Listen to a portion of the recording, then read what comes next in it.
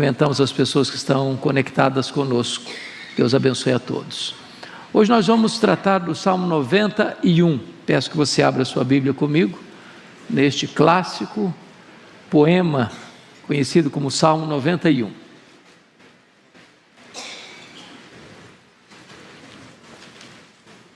Salmo 91.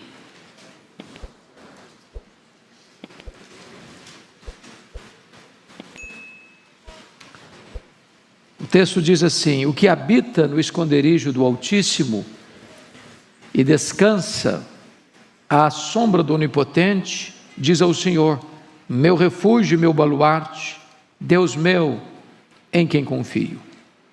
Pois Ele te livrará do laço do passarinheiro e da peste perniciosa. Cobrir-te-á com as suas penas, e sob as suas asas estarás seguro. A sua verdade é pavês e escudo. Não te assustarás do terror noturno, nem da seta que voa de dia, nem da peste que se propaga nas trevas, nem da mortandade que assola o meio-dia. Caiam 1000 ao teu lado e 10.000 à tua direita, tu não serás atingido. Somente com os teus olhos contemplarás e verás o castigo dos ímpios. Pois disseste: o Senhor é o meu refúgio, fizeste do Altíssimo a tua morada. Nenhum mal te sucederá, praga nenhuma chegará à tua tenda, porque aos seus anjos dará ordens a teu respeito para que te guardem em todos os teus caminhos. Eles te sustentarão nas suas mãos, para não tropeçares em alguma pedra. Pisarás o leão e a áspide, calcarás aos pés o leãozinho e a serpente. Porque a mim se apegou com amor, eu o livrarei. Pô-lo-ei a salvo, porque conhece o meu nome. Ele me invocará, e eu lhe responderei. Na sua angústia, eu estarei com ele. Livrá-lo-ei e o glorificarei. Saciá-lo-ei com longevidade, e lhe mostrarei a minha salvação. Amém. Esse salmo trata do poderoso livramento de Deus. Esse é o tema que nós damos a este poema tão precioso. Bom, é muito curioso que este salmo faz parte do 4º livro destes 150 poemas, né? E o 4º livro é o menor livro, 1 ao 41, o primeiro livro, 42 ao 72, o segundo livro, 73 ao 89, o terceiro livro, 90 a 106, o 4º livro, e 107 a 150, o 5º livro do Saltério. Esse é o menor dos livros, que vai do 90 ao 106. Se você observar, a maioria desses salmos não tem o autor indicado, não tem a data precisa, não tem sequer um título. Mas esse salmo, e não obstante isso, não sabemos quem o escreveu, quando o escreveu, é um grande clássico. E é curioso que esse salmo é muito usado, infelizmente, como uma ferramenta mística na casa de muita gente. Abre a Bíblia no Salmo 91, bota num móvel na sala, como se isso fosse uma espécie de talismã, de uma ferradura espiritual, para espantar mal-olhado, para espantar demônio, para livrar a família dos males que rondam a família. Não é essa uma boa maneira de usar o Salmo. Nós não usamos a Bíblia de forma mística, nós não usamos nenhuma porção da Bíblia no sentido de que ela misticamente vai nos proteger. O salmista foi claro no Salmo 119, guardo a tua palavra no meu coração, para não pecar contra ti. Você guarda a melhor coisa, a palavra de Deus, no melhor lugar, no coração, com o maior propósito, para não pecar contra Deus. Então você podia encher sua casa de Bíblia aberta no Salmo 91, se você não colocar essa palavra no seu coração, de nada vai adiantar. Ela não é um talismã, ela não é um emblema místico para proteger as pessoas. Eu estou convencido de que o Salmo 91 é uma espécie de versão neotestamentária de Romanos 1:31. Quem lembra Romanos 1:31? Se Deus é por nós, quem será contra nós? Eu acho que o Salmo 91 ressoa de forma eloquente esta mensagem de Paulo aos Romanos. Se Deus é por nós, quem será contra nós? Então, vamos examinar esse texto. Primeiro, Deus é a nossa morada segura, é o que está aí no verso 1 a 4. Então, vamos olhar os versos 1 e 2, como nós temos uma habitação plenamente segura em Deus. O que habita no esconderijo do Altíssimo e descansa à sombra do Onipotente. Vamos primeiramente entender isso aqui. Veja você que ele não diz que você é um morador temporário, ou um visitante, ou um turista. Você faz visitas rápidas e vai embora. O texto diz o que habita. O que é habitar? É morar. É algo permanente. Não é uma visita ocasional. Não é que você se lembra de Deus na crise, depois a crise passa, você se esquece de Deus de novo. Mas o texto está dizendo o que habita no esconderijo do Altíssimo. É algo permanente, que é para a vida toda. Deus não é apenas um hóspede que vem e vai. Deus é a nossa própria casa, é a nossa própria morada. Então preste atenção nisso, você mora numa casa, você mora num apartamento, você deu conforto à sua casa, você deu conforto ao seu apartamento, você trouxe segurança para a sua casa, você botou porta, você botou tranca, você botou alarme, você mora lá. Mas além de você morar na sua casa, no seu apartamento, mais do que tudo, você deve morar em Deus. Ele é a sua habitação. Ele é a sua casa onde você deve morar. É nele que você deve residir, é a ideia do texto. Agora, notem que quando você habita em Deus, faz de Deus a sua habitação, você pode descansar. Porque, por que você chega na sua casa e descansa? Você se acha o que aí? Seguro, protegido, guardado. Você sabe que ninguém vai incomodar você. Você botou uma tranca, você botou um alarme. Você tem um vigia lá na porta. Se você mora num prédio, tem uma portaria que blinda a entrada de estranhos. Então você descansa, você dorme. Você não fica inquieto, será que vai chegar alguém? Será que eu vou ser incomodado por um estranho? Não, você descansa. Quando você mora em Deus, você pode descansar à sombra do Onipotente. Isso é que traz descanso para o coração. Mas veja o verso 2, diz ao Senhor, meu refúgio, meu baluarte, Deus meu em quem confio. Esse salmo é conhecido como o salmo da guerra, da batalha, dos perigos, visíveis e invisíveis, humanos e demoníacos. Nós estamos aí rodeados de riscos. Não é só de bala perdida na rua, não é só de assalto, não é só de arrombamento, não é só de homens maus e violentos, não. Nós estamos rodeados de perigos que nós não vemos, não enxergamos, mas são reais, são de fato perigos concretos. E não obstante, não vermos, porque são espirituais.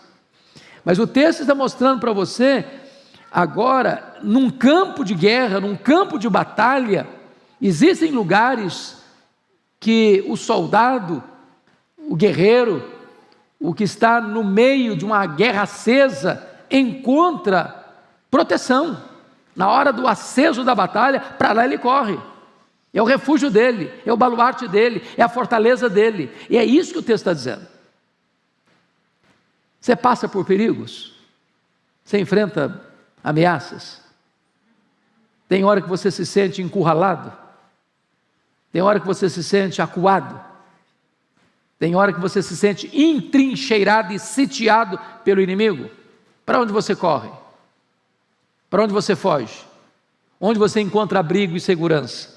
O Salmo está dizendo, é nessa hora que você recorre a Deus e diz, o Senhor é o meu refúgio, é o meu baluarte, o Deus meu em quem eu confio. Você não está confiando em você, na sua saúde, na sua inteligência, na sua força, no seu dinheiro, nos seus dons, nos seus talentos, nem mesmo na sua espiritualidade. Você está confiando em Deus. Ele é o seu refúgio. Bom, essa é a primeira coisa que esse texto está nos ensinando aqui. Então, a pergunta que eu lhe faço, já fazendo a aplicação, é essa: você permanece em Deus ou você é um turista? Se hospeda num hotel para um final de semana e depois vai embora. Você se lembra de Deus só no final de semana, no começo da semana, ou Deus é o seu refúgio a semana toda, o mês todo, o ano todo, a vida toda? Essa é a pergunta. Segunda coisa, temos livramento das armadilhas escondidas do caminho. Olha o verso 3, a parte A: pois ele te livrará do laço do passarinheiro. Bom, a palavra laço já está por si explicada. É uma armadilha real, mas que você não percebe, você não vê. E há muitos laços, irmãos, que ou Deus nos livra ou nós caímos neles. São muito sutis. E aqui tem duas coisas aqui que ele muda para o campo da caça, né? Da caça. Quem já pegou passarinho em arapuca aqui? Na infância? Sobretudo quem morou na região rural. Você bota lá a isca, arma a arapuca e fica escondido olhando. E o pássaro olha aquela apetitosa refeição que é oferecida para ele, achando que ele encontrou o prazer do dia dele, o sustento da vida dele, que vai ser a segurança dele, e nem sabe que por trás tem uma armadilha, tem um laço, tem uma arapuca. Há muitas arapucas armadas contra nós, arapucas humanas e arapucas espirituais. Nós não temos todo o discernimento, nós não temos todo o conhecimento, nós não temos toda a percepção. Nós não enxergamos no escuro, nós não enxergamos na curva. Nós não temos capacidade de olhar todo esse cenário que nos rodeia para nos tentar e ficar atentos. Você sabe que nós lidamos com 3 inimigos: o mundo, a carne e o diabo. Está lá em Efésios capítulo 2, 1 a 3. E esses inimigos são perigosíssimos, porque um deles está dentro de nós, a carne. O outro está ao nosso redor, o sistema do mundo. E o outro está aí nas regiões celestiais, que você não sabe, você não vê, mas ele está articulando. É o diabo e as suas hostes, colocando no nosso caminho laços, armadilhas para nos apanhar.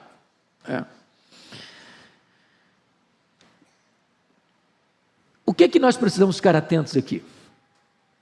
Paulo diz lá em 2 Coríntios 2, versículo 11, que nós não podemos ignorar os desígnios de Satanás. Nenhuma pessoa sensata e sábia olhou para esse mundo espiritual, como alguns hoje tentam fazê-lo, como se o diabo fosse uma formiguinha inofensiva. E até afrontam, e até falam bobagem, até se julgam muito espirituais e muito poderosos. E não é o tratamento que a Bíblia ensina sobre essa batalha, não. Se Deus não nos livrar, nós não temos capacidade. Então esse texto está mostrando como consequência, como resultado de você habitar em Deus permanentemente. Aí o resultado é esse: pois Ele te livrará. Esse Ele te livrará não está dizendo que Deus é parceiro nas nossas loucuras, que se nós formos turistas para buscar a Deus só em ocasiões especiais e depois sairmos, fugirmos, que nós seremos livrados do laço passarinheiro. Não, é resultado de você habitar em Deus. É quando você está morando em Deus, é que Deus livra você do laço do passarinheiro. Mas veja mais, não só do laço do passarinheiro, mas temos livramento da peste perniciosa. O verso 3b diz: e da peste perniciosa. O que seria a peste perniciosa? Aqui, obviamente, ele está tratando das doenças, mormente das doenças endêmicas e pandêmicas. Primeiramente, vamos entender uma coisa aqui, para a gente não chegar a conclusões apressadas ou perigosas. Nós estamos aí ainda, convivendo com a pandemia. Nós tivemos problemas graves no passado, como a peste negra na Europa, que dizimou 1/3 da Europa. Nós tivemos no começo do século XX a chamada febre espanhola, que foi muito letal. E agora no século XXI, em março de 2020, a chegada de uma pandemia que tornou-se praticamente universal. Por isso chamada de pandemia, não apenas uma epidemia. Mais de 6 milhões de pessoas ceifadas. E nós de forma alguma estamos sugerindo que quem foi ceifado na pandemia era menos crente ou menos piedoso do que você e eu que estamos aqui. Gente melhor do que nós se foi. Até porque hoje nós temos um conceito diferente de morte no cristianismo. E Paulo vai dizer isso em Filipenses 1:21. Para mim o viver é Cristo e o morrer é lucro. Morrer não é uma tragédia para um cristão. Paulo diz lá em Filipenses 1:23, morrer é partir para estar com Cristo, o que é incomparavelmente melhor. Ou, segundo Coríntios 5:8, morrer é deixar o corpo e habitar com o Senhor. Ou, Apocalipse 14:13, bem-aventurados são aqueles que desde agora morrem no Senhor, para que descansem das suas fadigas e as suas obras nos acompanhem. Porém, nós cremos também, e é verdade também, que quem nos livra da peste perniciosa, das doenças perigosas, é Deus. Você crê nisso? Meus irmãos, nós somos vulneráveis demais. Você está andando por aí, tem vírus aí que você não enxerga, tem bactéria que você não vê. De quantos livramentos você já teve na sua vida, nessa área? Você tem ideia? Você tem noção? O apartamento mais alto e mais seguro não livra uma pessoa de ser infectada por um vírus, por uma bactéria. Você pode usar a maior proteção de luvas, de máscara, de roupas especiais, que não blinda totalmente você. Então, também isso é verdade, que quem nos livra, quem nos dá saúde, quem nos dá proteção das enfermidades é Deus. E mais, mesmo depois que a enfermidade vem, quem nos cura também é Deus. E Deus cura como? Pelos meios, sem os meios e apesar dos meios. O médico e a medicina são os instrumentos, mas em última instância quem cura é Deus. É por isso que toda cura é divina. Deus usa o médico, Deus usa o remédio. Mas o que está escrito na Escritura? É Ele quem perdoa todas as nossas iniquidades e quem sara todas as nossas enfermidades. Então, esta é outra verdade que o texto está nos mostrando, o livramento de Deus da peste perniciosa. Mas temos outra coisa aqui, nós temos também uma proteção amorosa e eficaz. Você pode ler o 4 comigo? Vamos juntos? Cobrir-te-á com as suas penas, sob as suas asas estarás seguro, a sua verdade é pavês e escudo. Bom, agora ele sai do campo da caça, lá no mato, onde você está pegando passarinho, para o campo doméstico, da galinha. Eu acho que quem já viveu no interior, já viu essa cena, e se você nunca viu presencialmente essa cena, já viu fotografias eloquentes dessa cena, forma-se uma chuva, a água cai, as enxurradas vêm, E a galinha com seus montes de filhotes, quando vê o perigo, ela para, chama toda a filhotada para debaixo das asas e sofre o revés da chuva para proteger os filhotes.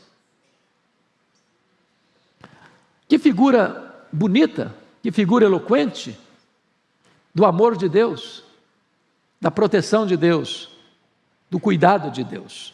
Então eu queria que você lesse comigo 2 salmos, 2 versículos, para ilustrar a riqueza e a beleza desse texto. Primeiro, o Salmo 36, versículo 7. Olha aí que preciosidade de verdade que está aí. 36, 7.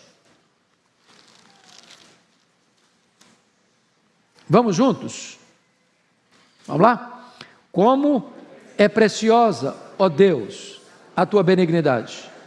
Por isso, os filhos dos homens se acolhem à sombra das tuas asas. Por que você corre para debaixo das asas de Deus? Porque Ele é benigno. Se você correr para lá, Ele não vai escorraçar você. Ele não vai pisar em você. Ele não vai esmagar você. Ele não vai condenar você. Jesus diz: todo aquele que vem a mim, eu não lançarei fora. Está na hora da angústia, da dor, da tempestade, dos riscos, dos perigos. Corre para Ele. Se agasalhe debaixo das asas dEle e você encontrará proteção. Mas olha comigo ainda o Salmo 57, verso 1. Olha que precioso isso aqui. Agora é um pedido, é uma súplica, é uma oração. Leia comigo o verso 1, 57, versículo 1. Vamos juntos? Tem misericórdia de mim, ó Deus, tem misericórdia, pois em Ti a minha alma se refugia. À sombra das Suas asas me abrigo, até que passem as calamidades. O que ele está admitindo? Que tem calamidade, tem dia de tempestade, tem dia de prova. O crente não é blindado, ele não vive numa estufa, ele não vive num xingrilá da vida, num jardim grinaldado de flores. Ele vive num campo de batalha, de enfrentamento de perigos. Mas quando esse perigo chega, para onde você foge? Para onde você corre? Aonde você encontra abrigo? Debaixo das asas de Deus. E você vai ficar aí até que passem as calamidades.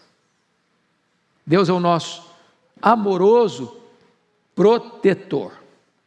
E a verdade de Deus, a sua verdade é pavês e escudo. O que ele está querendo dizer para nós é que a verdade de Deus nos protege.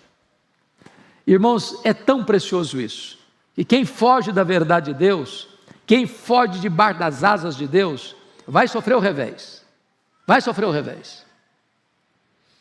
Eu gosto muito da ilustração da águia.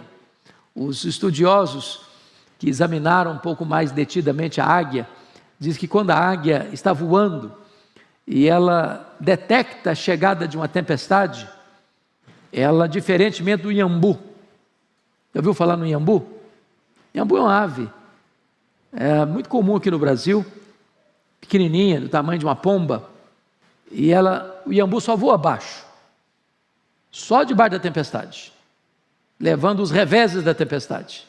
Mas quando a águia avista a tempestade, ela agiganta os seus esforços, voa para cima das nuvens tempestuosas, onde tudo está calmo e sereno. Mudando a figura, quando a tempestade chega, já que você não voa como a águia, mas você é como um pintinho, vulnerável, frágil, que não se protege a si mesmo, não tem poder de cuidar de você mesmo. Mas quando chega a tempestade, você corre para o seu refúgio, e esse refúgio é debaixo das asas do Onipotente. Aí você encontra descanso e proteção. Mas notem mais. Esse texto, em segundo lugar, vai tratar para nós que Deus é o nosso protetor incomparável. Primeiro, Ele é a nossa morada segura. Agora Ele é o nosso protetor incomparável. E eu destaco algumas coisas aqui. Primeiro, temos livramento dos terrores que assaltam a nossa alma. Versículo 5. Não te assustarás do terror noturno, nem da seta que voa de dia. Bom, agora ele sai do campo doméstico né? Já lidou lá com a caça, campo doméstico, agora ele entra num campo de guerra. Campo de guerra. E esse Deus é o Deus que traz livramento. E eu chamo a sua atenção para o fato do assustar do terror noturno. A seta que voa de dia. Uma pessoa assustada é uma pessoa com medo. E o medo, meus irmãos, não é um sentimento. O medo é um espírito que oprime. Quando Paulo vai escrever a sua segunda carta a Timóteo, no capítulo 1, versículo 7, ele vai dizer: Deus não nos deu espírito de medo, mas de poder e de moderação. O apóstolo João vai dizer que o amor lança fora todo medo. Então, por que eu tenho medo? Por que você tem medo? Porque nós somos vulneráveis. Tudo aquilo que foge ao nosso controle traz medo. É óbvio. Você não tem controle, você tem medo. Nós não temos controle sobre muita coisa. Lembra lá do Salmo 23, versículo 4: ainda que eu ande pelo vale da sombra da morte, não temerei mal nenhum. Não é porque ele é bom, porque ele é forte, porque conhece tudo, sabe tudo, pode tudo. Não temerei mal nenhum, porque tu estás comigo. Então o segredo de vencer o medo, e tem muitos medos, né? Tem até fobias, né? Tem gente que tem medo de altura, e eu, por exemplo, tenho. Tem gente que tem medo de lugar aberto, tem gente que tem medo de lugar fechado, claustrofobia. Eu também tenho. Eu quase morri uma vez sem saber que eu tinha claustrofobia. Lá dentro das pirâmides, quase que eu vi uma múmia do faraó lá. Foi a coisa mais horrorosa da vida. Depois de subir várias escadas íngremes, no meio daquela multidão, gente suando, cheiro de camelo, que troço todo, lá pelas tantas, o fôlego acabou. Falei, meu Deus, morri, porque não tira ninguém, assim, com emergência de lá. O que me valeu foi que eu estava do lado de um colega pastor, e eu falei, rapaz, eu vou morrer, eu não consigo respirar. Falei, calma, fecha os olhos, faça de conta que você está num jardim. E aí eu fechei os olhos, pensei numa campina bem verde, daqui a pouquinho o ar voltou, mas eu descobri ali que eu tinha claustrofobia. Tem muitos medos, né? Muitos medos. Tem gente que tem medo da vida, tem gente que tem medo da morte, tem gente que tem medo da solidão, tem gente que tem medo da multidão, tem gente que tem medo de ficar doente, tem gente que tem medo de ficar assim, sem poder pagar o plano de saúde. Então, muitos medos. Como é que você lida com isso? O texto está mostrando para nós que você pode vencer isso, né? Pode vencer isso. Por quê?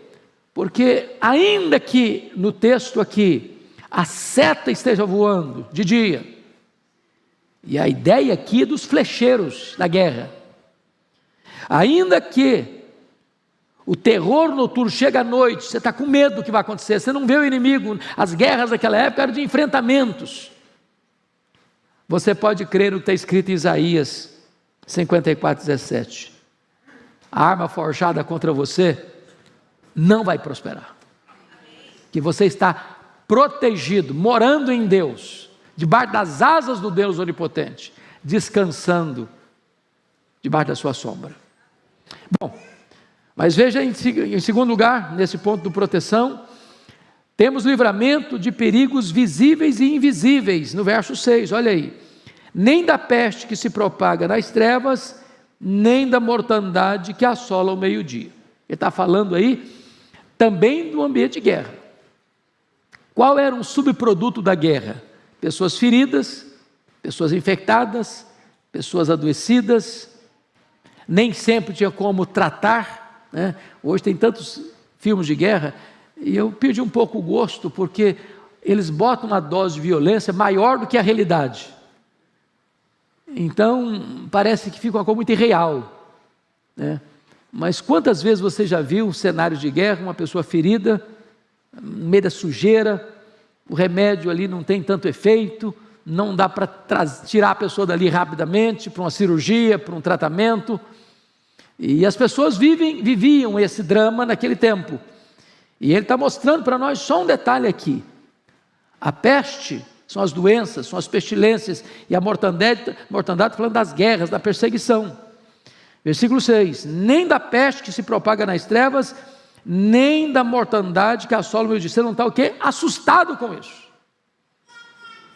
Agora vamos parar um pouquinho aqui. Quais foram as guerras que a igreja, o povo de Deus, suportou ao longo desses 20 séculos de cristianismo? Às vezes, irmãos, não tem noção disso. Você pega, por exemplo, dos Césares de Roma, começando com Nero. Você imagina o que é um crente ser crucificado? Fazer fila nas avenidas, nas estradas, a ponto de não ter mais madeira para crucificar crente? Você já imaginou o que foi que aconteceu no ano 70 com Vespasiano, onde ele inaugura o Coliseu, e numa festa macabra, 100 dias, jogando os crentes nas arenas, para os cães morderem, para os touros pisarem, para os leões devorarem? Você já imaginou o sofrimento dos nossos irmãos do século XX para cá? 1917, o comunismo tomando conta de 1/3 do planeta. Milhões de pessoas morrendo, torturadas, presas, escassez de pão, castigos severos. Vocês sabem disso, o século XX matou mais cristãos do que todo o restante da história junta.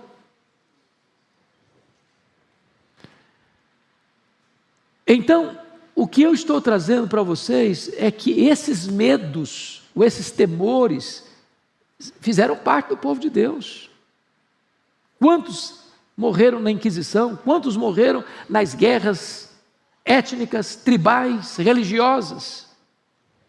Acho que vocês têm ciência, por exemplo, do que aconteceu na noite 24 de agosto de 1572 na França, a chamada Noite de São Bartolomeu, onde 70 mil crentes foram mortos uma única noite, traiçoeiramente.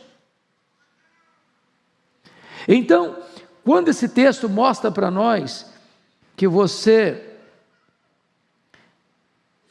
pode ser liberto, ou se não liberto do fato, mas liberto do medo, porque às vezes Deus nos permite passar, mas tira o medo. É uma coisa incompreensível para nós, como é que um cristão era jogado nas arenas, como a Perpétua, por exemplo, era uma mulher da nobreza, e ela tinha 7 filhos, e os seus algozes mataram cada filho dela, na presença dela, de maneira diferente cada um, para torturá-la, emocionalmente, espiritualmente, e ela encorajando os seus filhos a não recuarem, a não se intimidarem. E quando só ela sobrou, ela começou a ser castigada. Ela disse para o seu algoz: viva eu te vencerei, morta vencer-te-ei ainda mais. Vocês acham que essa mulher era mais corajosa do que você? Era mais crente que você? Não. Se Deus um dia permitir que a nossa geração experimente situações tão amargas quanto, Ele há de nos capacitar. Não é porque nós somos fortes, é a graça que sustenta. É a graça que sustenta. Você imagina um Pedro, lá em Atos 12, preso por ordem de Herodes Agripa I, depois de ter matado Tiago, prendeu para matar depois da festa, última noite. Eu acho isso incrível. Pedro está no corredor da morte. Ele sabe que ele vai morrer na hora que amanhecer o dia. O que ele está fazendo? Desesperado? Chorando? Se esperneando? Não, ele está dormindo. Cheio de algemas nos pés, nas mãos, está dormindo. Serenidade. O nosso Deus é o autor da paz, e Ele que nos dá a paz que excede todo o entendimento, seja qual for a situação. Mas, notem vocês, que o livramento também é um livramento singular. 7:8, leia comigo 7:8, vamos juntos? Caiam 1000 ao teu lado, 10.000 à tua direita, tu não serás atingido. Somente com os teus olhos contemplarás e verás o castigo dos ímpios. O que esse texto quer dizer, irmãos, não é que o crente é invulnerável, né? Nós não podemos defender essa tese jamais. Não, se eu sou crente, eu posso estar no meio de tantas flechas cruzando para lá e para cá que nenhuma vai pegar em mim. Se eu sou crente, eu posso sair por aí que vírus não vai entrar em mim, Covid então jamais. Se eu sou crente, eu não vou bater carro. Se eu sou crente, eu nunca vou ter uma doença. Não é isso que o texto está prometendo. Homens de Deus adoeceram, homens de Deus sofreram, homens de Deus foram presos, homens de Deus foram torturados, homens de Deus foram martirizados, mulheres de Deus foram presas, mulheres de Deus foram torturadas, mulheres de Deus selaram a sua fé com o seu sangue. Porém, o que nós precisamos entender é uma coisa aqui no texto: ninguém, nem o diabo, nem ser humano qualquer, pode atingir você, se Deus não o permitir. É a história lá do Jó. Satanás levantou uma tese de que Jó adorava a Deus por interesse. E Deus permitiu que Jó fosse um exemplo para o mundo, que é possível alguém amar a Deus mais do que dinheiro, mais do que família, mais do que a si mesmo. E Satanás só pôde ir até onde Deus o permitiu ir e nem um centímetro a mais. Isso é verdade na sua vida. Isso é verdade na sua vida. Sua vida está nas mãos de Deus. E ninguém pode tocar em você se Deus não permitir. E se alguém tocar em você, Deus transforma a tragédia em triunfo. Deus transforma a aparente derrota em retumbante vitória. Porque o propósito dele sempre traz glória para o seu nome e bem para o seu povo, ainda que a providência seja carrancuda. Mas em quarto lugar, nós temos nossa casa protegida de toda praga. Olha comigo o verso 9 e 10. Vamos juntos? Pois disseste: o Senhor é o meu refúgio, fizeste do Altíssimo a tua morada, nenhum mal te sucederá, praga nenhuma chegará à tua tenda. Veja você que ele retorna ao tema de Deus como morada. E aí, vejam vocês ainda, que o próprio Deus está dando um testemunho do salmista. Pois disseste: o Senhor é o meu refúgio, fizeste do Altíssimo a tua morada. Então, mais uma vez, a ideia não é um turista, não é alguém que vem passar um final de semana e vai embora depois. Se você fizer de Deus a sua morada, a promessa está aí no verso 10: nenhum mal te sucederá, praga nenhuma chegará à tua tenda. Mas aí vamos entender melhor, porque o livramento de Deus, irmãos, pode ser livrar você do perigo. Segundo, pode ser livrar você no perigo. E pode ser livrar você através do perigo. Então vamos ver as três circunstâncias. Deus pode livrar você de enfrentar um problema. Deus pode livrar você no meio do problema. E Deus pode livrar você através do problema. Então vamos lá, para entender isso. Deus nos livra dos perigos. É isso que está escrito aqui no versículo 10. Nenhum mal te sucederá, praga nenhuma chegará à tua tenda. Então, vamos pegar um pouquinho só nesse praga nenhuma chegará à tua tenda. Crente não precisa ficar com medo, irmãos, de olho gordo, de feitiço, de macumbaria, de galinha preta na encruzilhada, de garrafa de cachaça na estrada. Que tem crente muito místico. Tem crente que fica com medo desse negócio. Meu irmão, se você está nas mãos de Jesus, se você está coberto pelo sangue do Cordeiro, essa mortandade não chega em você não. Ninguém lança maldição na sua vida e pega não, se você está morando em Deus. Não é que o mal não exista, é que existe um poder maior em você do que o poder do mal que quer atingir você. Então, essa é a primeira verdade. Deus livra você do problema, porque você está morando dentro dele. Mas em segundo lugar, Deus livra às vezes nos perigos, dentro dos perigos. Por exemplo, Deus não impediu que os amigos de Daniel fossem jogados na fornalha, mas Deus os livrou na fornalha. Deus não impediu que Daniel fosse jogado na cova dos leões, mas Deus livrou lá dentro da cova dos leões. Mas vamos ler um texto para amparar isso. Jó 5, só um pouquinho aí, um livro anterior aos Salmos. Jó capítulo 5, versos 19 e 20. Olha aí. Diz ele, de 6 angústias, a voz dele faz, de 6 angústias te livrará, e na 7ª o mal te não tocará. Na fome te livrará da morte, na guerra do poder da espada. Então, veja você, ele está enfrentando angústia. 6 situações de angústia. Na 7ª, Deus livra. Você está enfrentando uma situação de escassez, passando fome, mas Deus te livra da morte, pela fome. Você está enfrentando guerra, mas Deus livra você do poder da espada. Ou seja, você está no meio do problema, no miolo da crise, no epicentro da tempestade. Deus não livrou a tempestade, mas Deus livrou você dentro da tempestade. Ele pode impedir que você passe pela tempestade.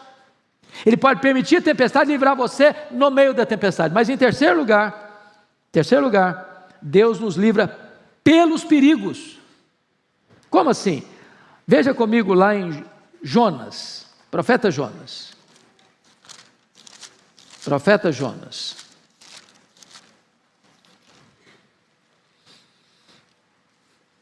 Esses dias eu vi uma brincadeirinha que o crente, quando não tem aquele índice na Bíblia, fala profeta Jonas e fica desesperado, porque Jonas é pequeno e costuma se esconder no meio dos outros livros.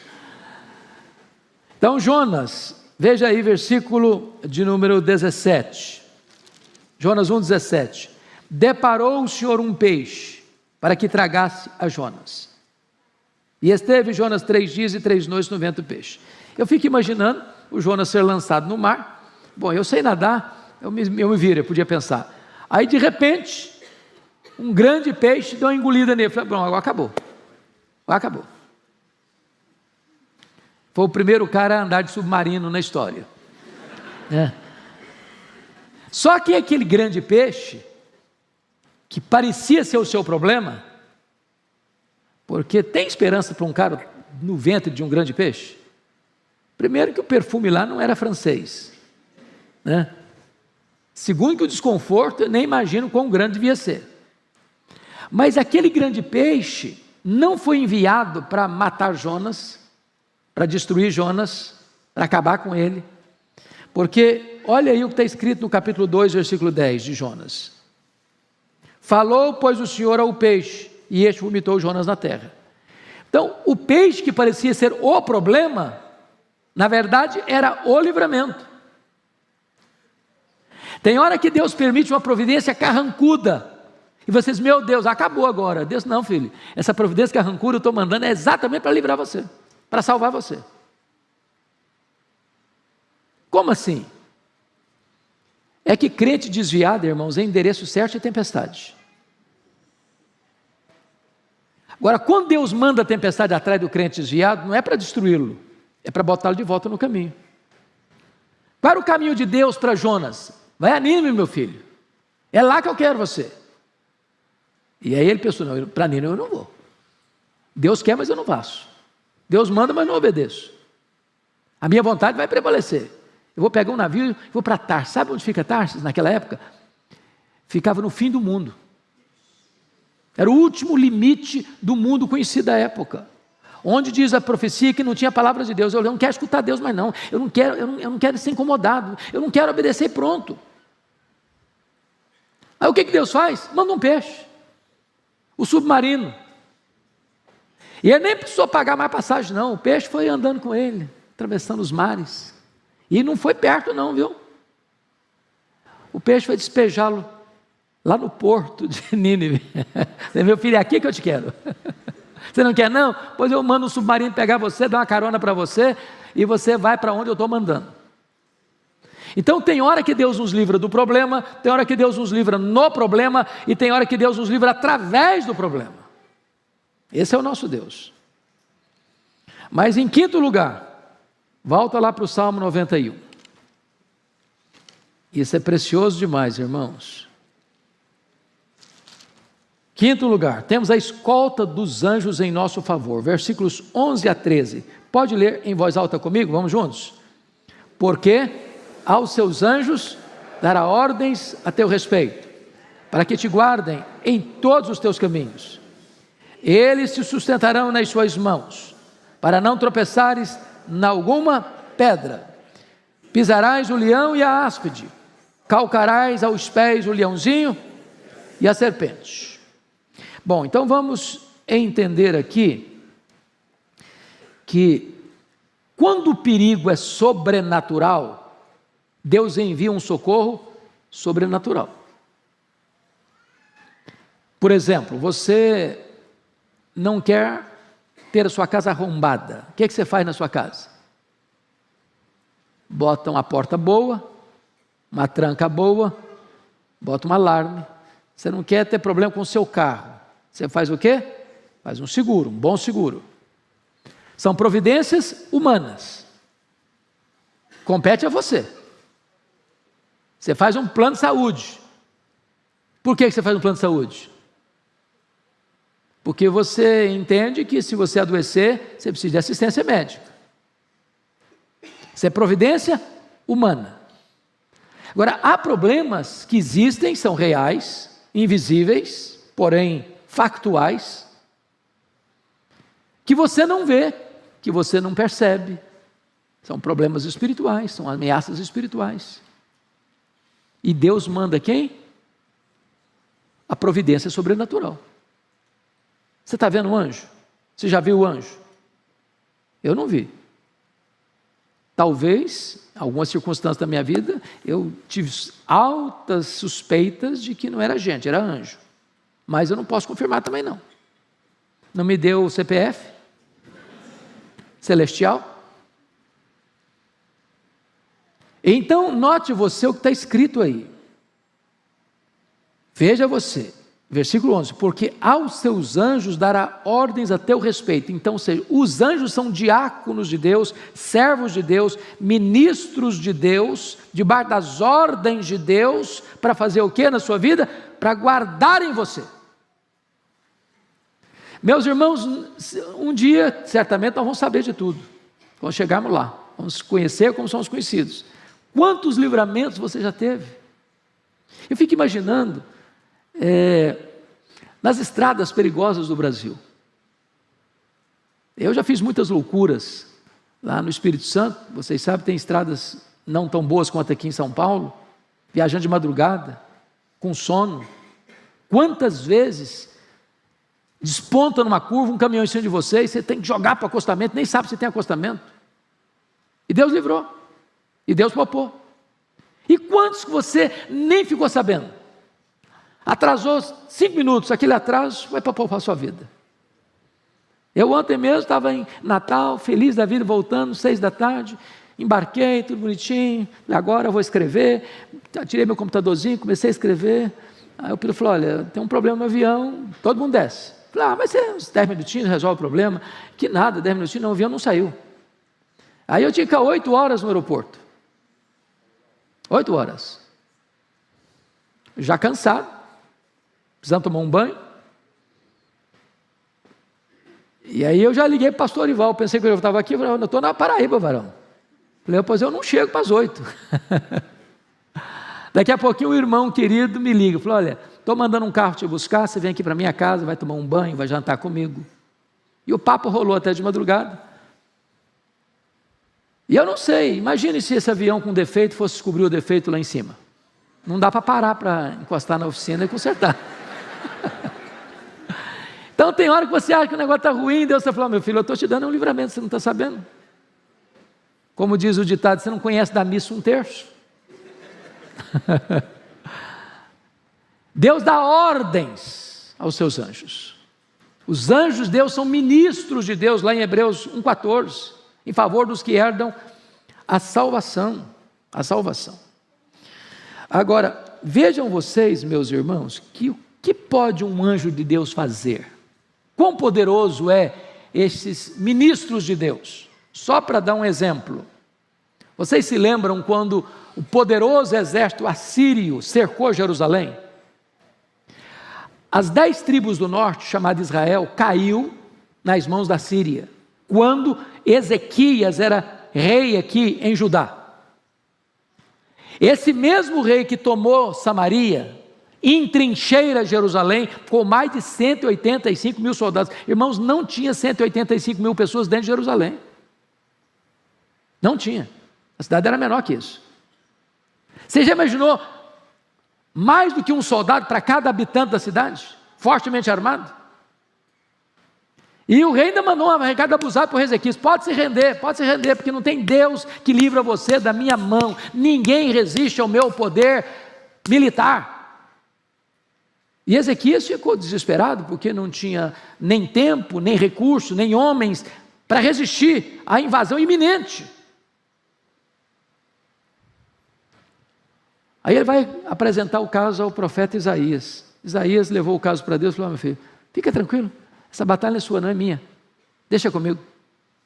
E Deus mandou um único anjo, e esse único anjo matou 185 mil soldados assírios ao redor de Jerusalém. Você se lembra da cena de Eliseu? Quando ele foi, o servo dele, levantou de manhã e olhou o exército da Síria cercando a cidadezinha, que queriam prendê-lo e matá-lo. E ele ficou desesperado. Aí Eliseu disse: Senhor, abre os olhos desse moço. Abre os olhos desse moço. Quando os olhos dele foram abertos, ele viu cavalos, carruagens de fogo, cavaleiros poderosos, em um número muito maior. E aí vem a expressão: maior é o que está conosco, que aquele que está no mundo. Se nós formos olhar do ponto de vista estatístico, só estatístico, se eu vou entender Apocalipse 12, versículo 4 literalmente, 3 e 4 literalmente, diz que quando o dragão foi precipitado do céu, ele arrasta 1/3 das estrelas. Essa figura estrelas lá em Jó é usada para anjos. Então alguns, e eu estou inclinado a crer que essa é a melhor maneira de entender o texto, que quando o Lúcifer cai, ele arrasta consigo 1/3 dos anjos.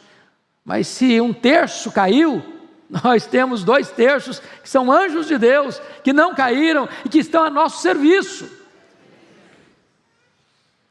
Agora notem uma coisa importante no texto, porque versículo 11, porque aos seus anjos dará ordens a teu respeito, para que te guardem em todos os teus caminhos. Esse texto, vocês se lembram disso, foi usado por quem? Para tentar quem?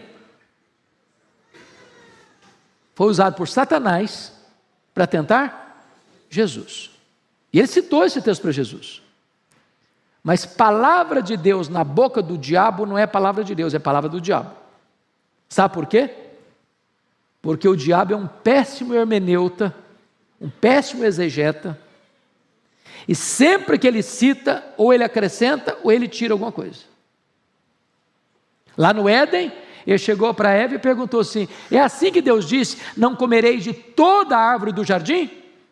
Ué, mas que negócio é esse, ué? Deus havia falado que de toda a árvore do jardim você pode comer. Aí onde Deus botou um sim, ele botou um não. Ele acrescenta o que Deus falou. Torceu, portanto, a palavra de Deus.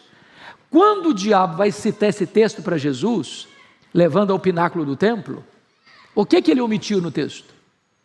Qual frase que ele omitiu do versículo? Ele omitiu exatamente essa frase aqui, ó, para que te guardem todos os teus caminhos. Em todos os teus caminhos, ele não citou.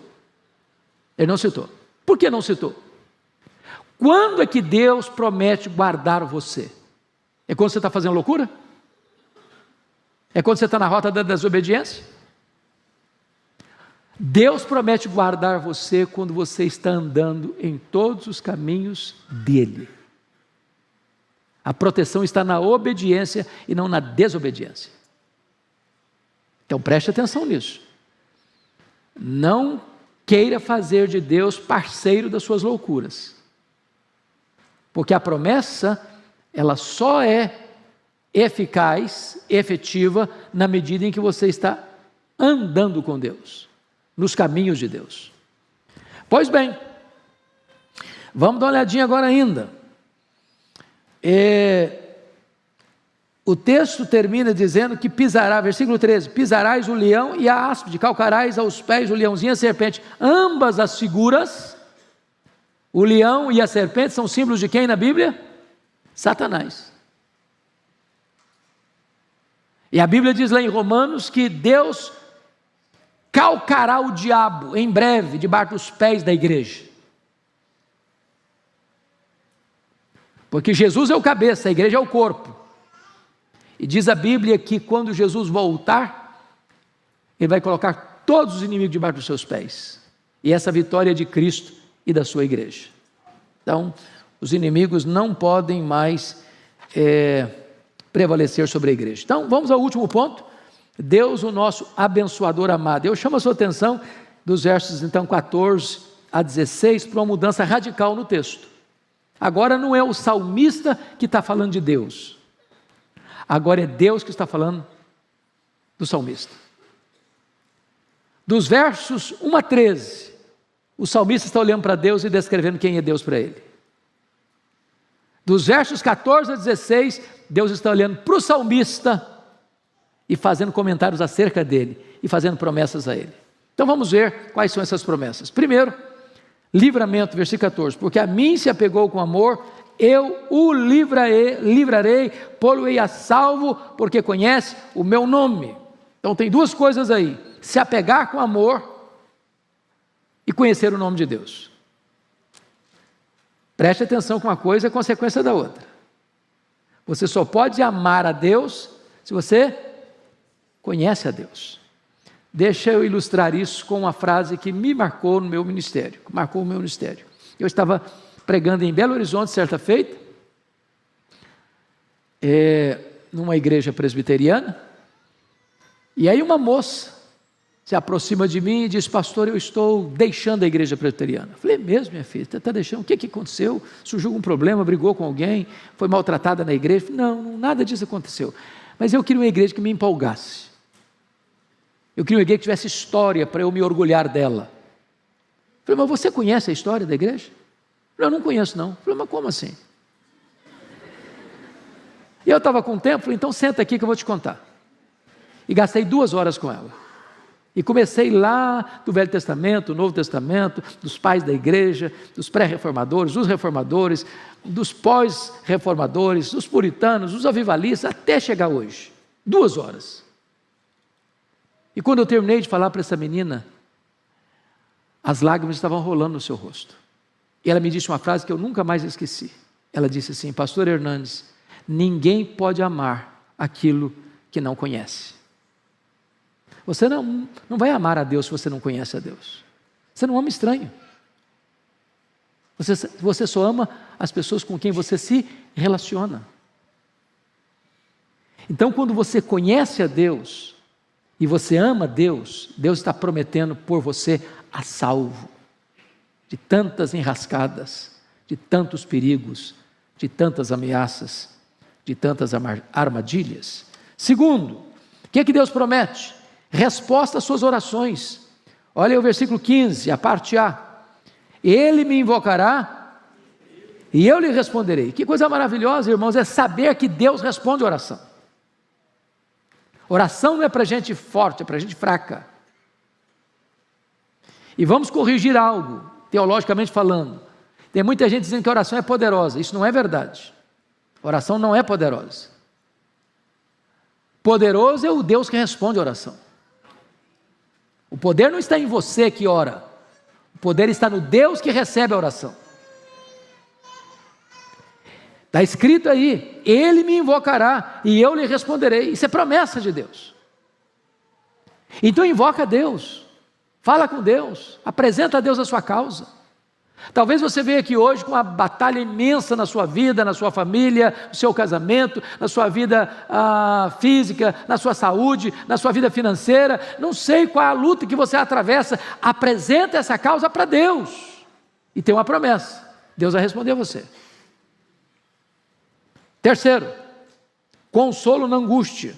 Versículo 15, parte B. Na sua angústia, eu estarei com ele. Isso é muito importante entender. Deus não está prometendo para você que você não terá angústia. Aliás, não dá para passar pela vida, né? Você conhece alguém que passou pela vida todinha, da infância à velhice, e não conheceu angústia? Não sabe o que é isso? Eu nunca passei esse negócio não. Nem sei o que é isso na verdade. Você conhece essa pessoa? Tem endereço dela? Dá para dar o CPF dela? Tem jeito não. Aqui passa angústia. Porque às vezes quando a gente está passando por angústia, a gente pensa que nós somos a maior vítima do universo, só com a gente que acontece, e a nossa luta é a maior do universo. Não, você precisa saber que, como diz a Escritura, tem muita gente dos nossos irmãos que estão passando a mesma angústia que você está passando. Está lá em 2 Coríntios capítulo 1, versículo 3 e 4. Agora, o que Deus está prometendo é quando você passar por esse vale da angústia, Ele vai estar com você. Ele vai fortalecer você. Ele vai aprumar você. Ele vai encorajar você. Ele vai consolar você. Ele vai enxugar as lágrimas suas. Ele vai trazer alento e restauração para a sua vida. Louvado seja Deus. Quarto lugar, maior honra depois das dificuldades. Versículo 15 termina assim: livrá-lo-ei e o glorificarei. Ou seja, o que o texto está dizendo é o seguinte: você vai passar pela angústia, Deus vai estar com você, mas não só estar com você, Ele vai livrar você, e depois que Deus estiver com você e livrar você, Ele vai colocar você num patamar mais alto. Ele vai levar você, Ele vai glorificar você, Ele vai exaltar você, Ele vai dar experiências maiores a você. Você vai sair dessa luta não arranhado, não manquejando, você vai sair dessa luta mais do que vencedor, vitorioso. Essa é a promessa de Deus.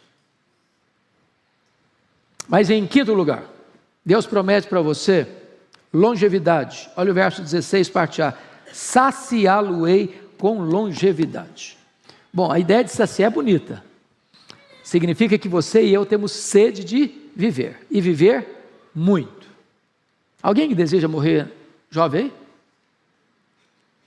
Quem quer se candidatar?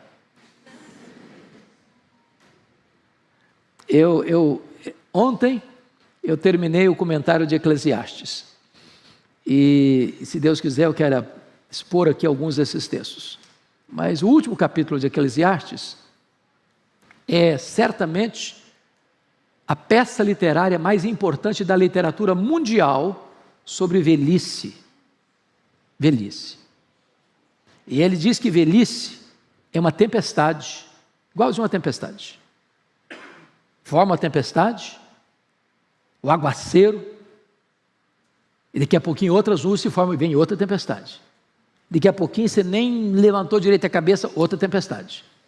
Então, velhice é um enfrentamento de tempestades. Mas ele diz que velhice é como uma casa que está ruindo.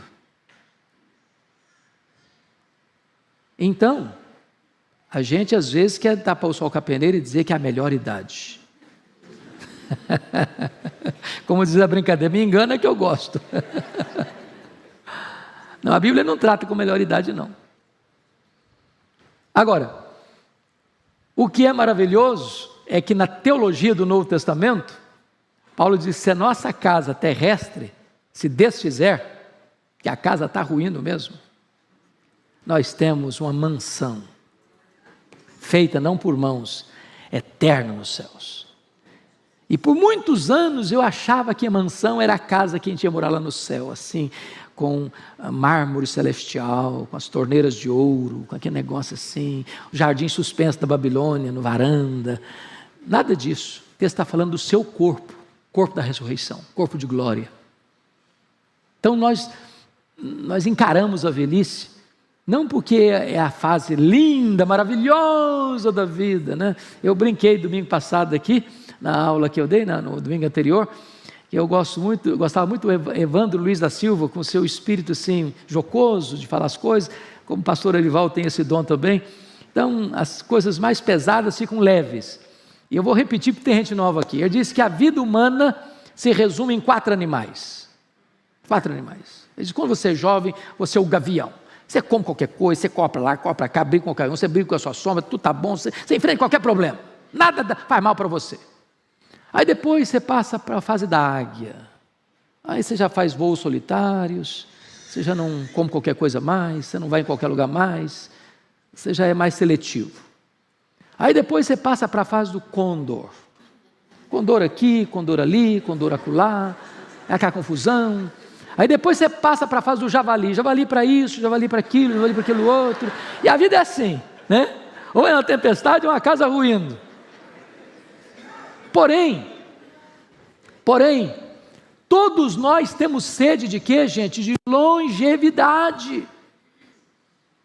E a tese de Eclesiastes, e parece que é o pedido aqui, é que embora a ciência nos tenha nos levado a uma vida mais longa, nossa expectativa de vida está crescendo, a pergunta é, mas está melhorando a qualidade da vida?